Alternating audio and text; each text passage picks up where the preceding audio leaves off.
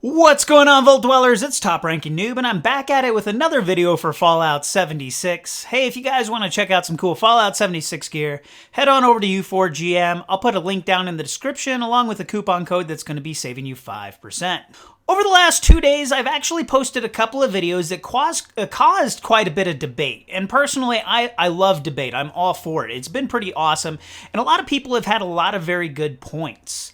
Let's take a look at what I've talked about over these couple of videos, and what I'd like to do is, one, clarify my stance on it, and kind of take it a couple of steps further with some tests. Let's first take a brief look at my first video, where I posted a video called The Scorched Beast Queen After the Patch, whether or not she was actually worth it. And the reason why I did this video is because a lot of people had put in one of the other videos I did that the Scorched Beast Queen has become a huge bullet sponge. Some people even quoting her as invincible. So what I did was I posted a video of me and about 8 other players, I should say, going after the Scorched Beast Queen. Now in this particular video, we were all ranged players, and the result was that it took us about 25 minutes to take her down, plus thousands of rounds of ammo. Now keep in mind, the entire video was based off of whether or not she was even worth it. The end result was she dropped absolutely no good gear still, so it's all the same stuff she used to drop. Yeah, maybe you'll get a 3-star legendary, but you're just as likely to get a 1-star legendary. And the bad part about this, in this case, for this video, she dropped a legendary that never even made it into my inventory. So there was even a bug to prevent me from getting the mediocre gear that I even earned. On top of this, a lot of people had commented on this video, and this is not a new glitch, that about 5 seconds after the Scorched Beast Queen is killed, she'll hit the ground and the body will just disappear, making it to where a lot of players aren't even able to loot her at all. So in the end result, was the Scorched Beast Queen worth it? And in my opinion, of course, everyone's got different opinions. My opinion, no, she definitely was not worth it. Now, this developed quite a bit of debate because a lot of players, I wouldn't say a lot, maybe about 10% of the viewers had commented that they hadn't noticed a difference in the difficulty of the Scorched Beast Queen, which spurred me into creating a second video.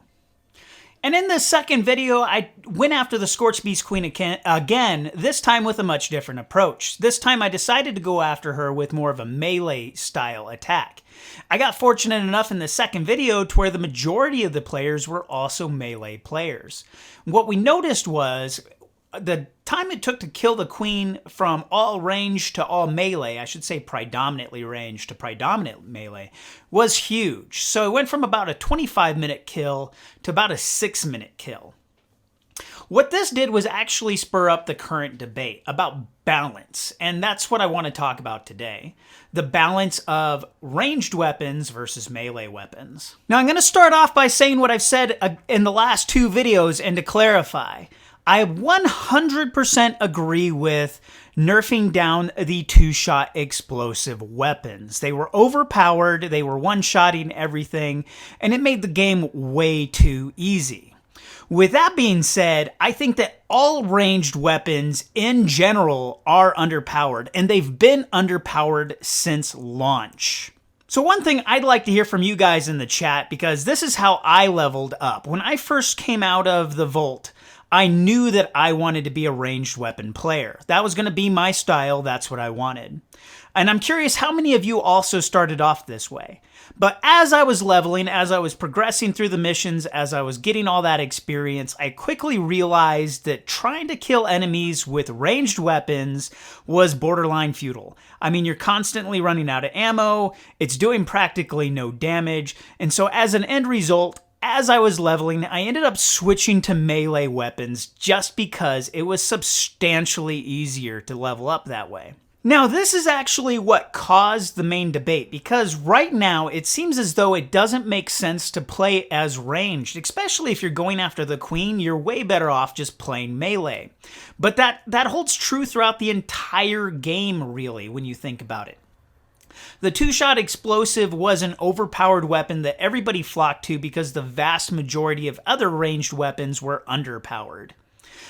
What they really need to do is bring up the ranged weapon damage. Now, this caused the second debate, which is melee players are at high risk and they need to do higher damage, which is true, but in Fallout 76, it's not nearly as true as compared to other games. Now, one of the commenters, when they heard me mention this, they suggested that if I didn't think that melee was that dangerous, that I should try to attack a Deathclaw with a machete. And I think that's a perfectly good idea. Let's test out how well that works. So I crafted me a level 50 machete. I'm going to go ahead and equip it, and let's go see if we can find ourselves a Deathclaw.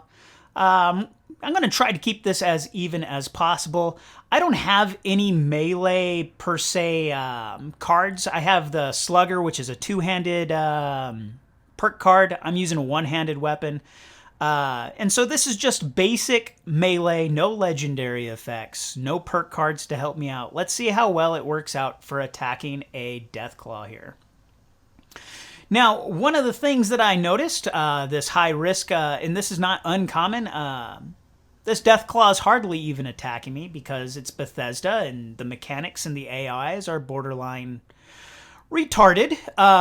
So to say that it's high risk is kind of putting it too hard, but okay. He finally started attacking me and that did not work out very well.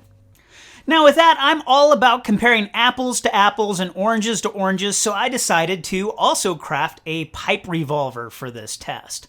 Let's go ahead and attack the same exact Deathclaw and see how well that works out for us.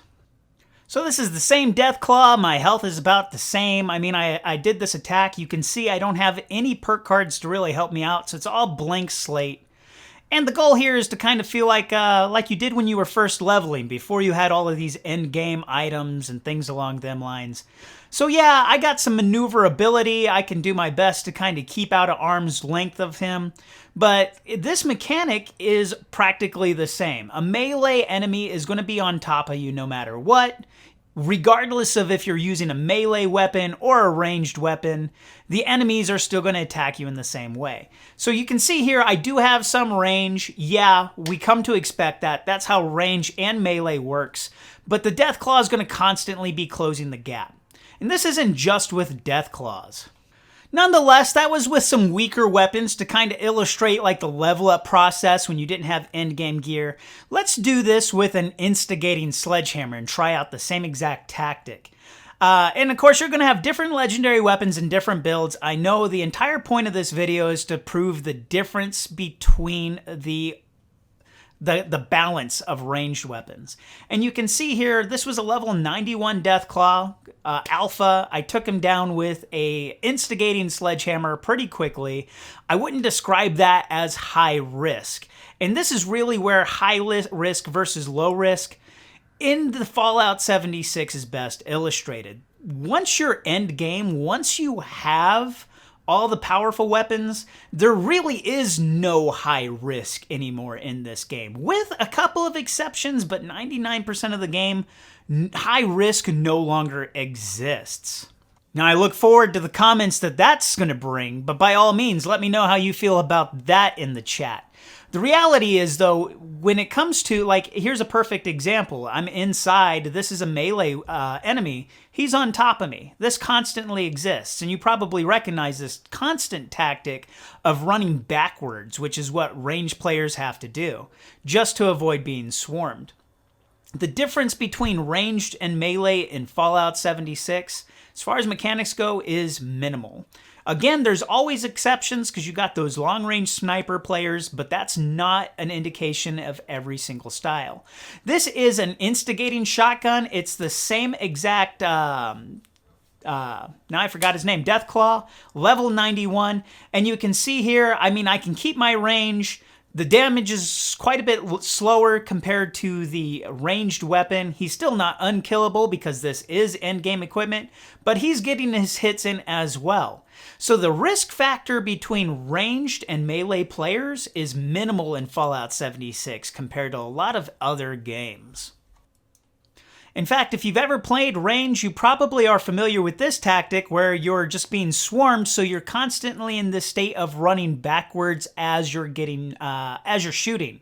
Now, you're still getting hit all the time because that's just the mechanics of this game. You're getting hit less than what you would as melee, sure, but you're still getting hit. Melee enemies swarm players regardless if they're melee or ranged. And that's my whole debate.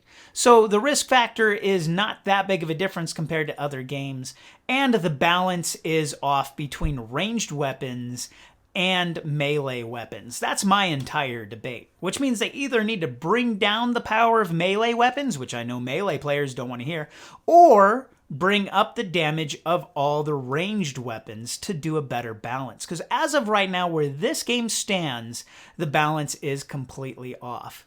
Now, you can sit there and argue about different builds and different weapons and different play styles, and all of that's got some truth to it, but the bottom line is when you compare base melee weapons to base range damage, you can definitely see the difference by a substantial amount. So where you're arguing about instigating shotguns, you have instigating melee weapons as well to counteract that. You got bloodied melee weapons, you got bloodied ranged weapons.